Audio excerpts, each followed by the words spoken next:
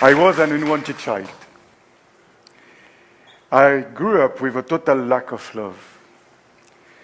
Each day, I heard in my house, "Why you are here? You are ugly, stupid." And I often thought that I was a wrong note.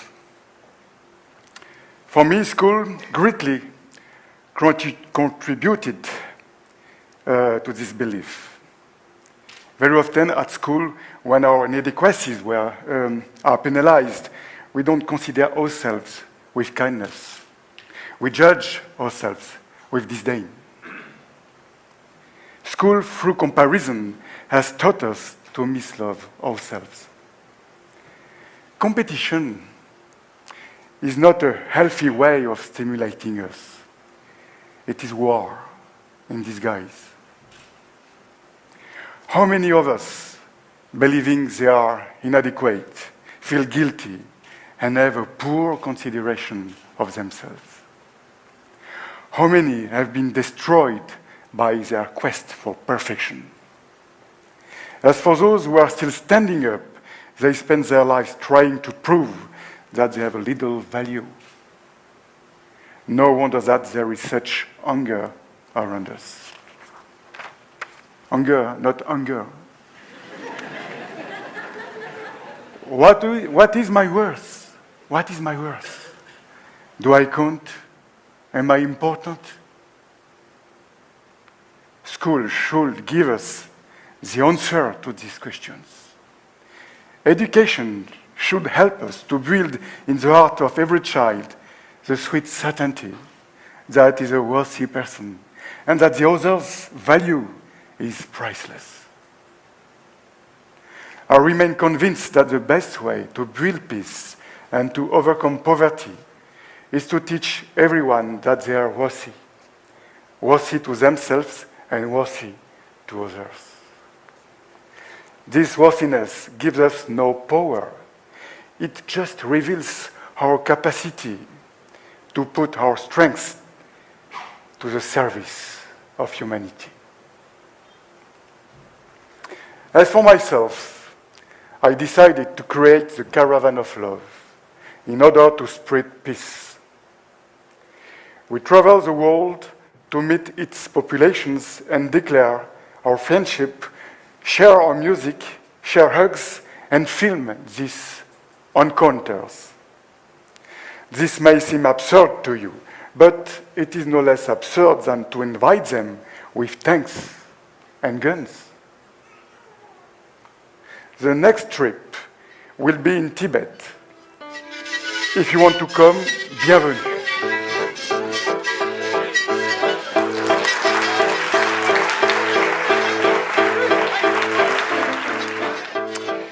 We should be amazed and marvel at whom we are. What an incredible adventure. We should strive to show the beauty of mankind, because the only way to make humanity grow up is to entice it to love itself.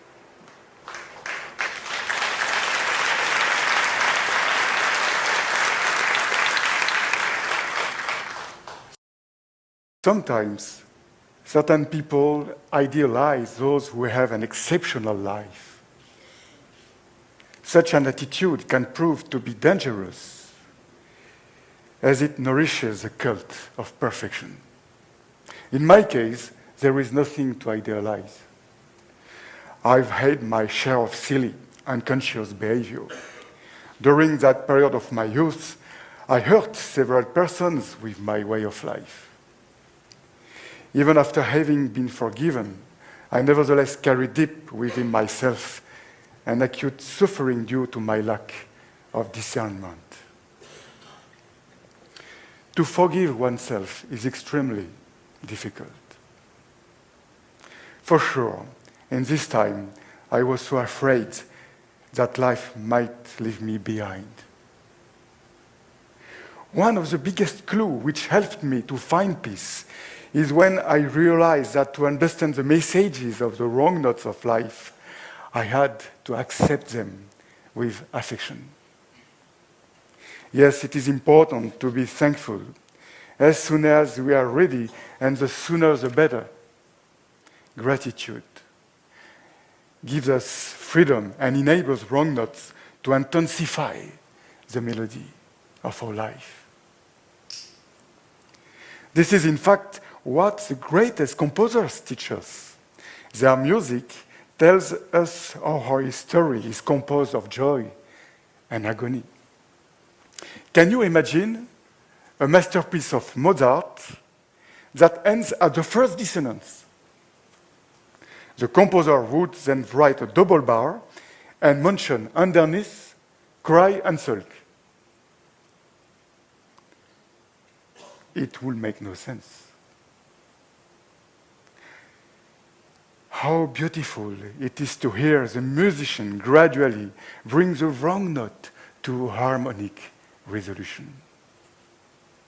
This is the real expression of being a genius. This is the key of life.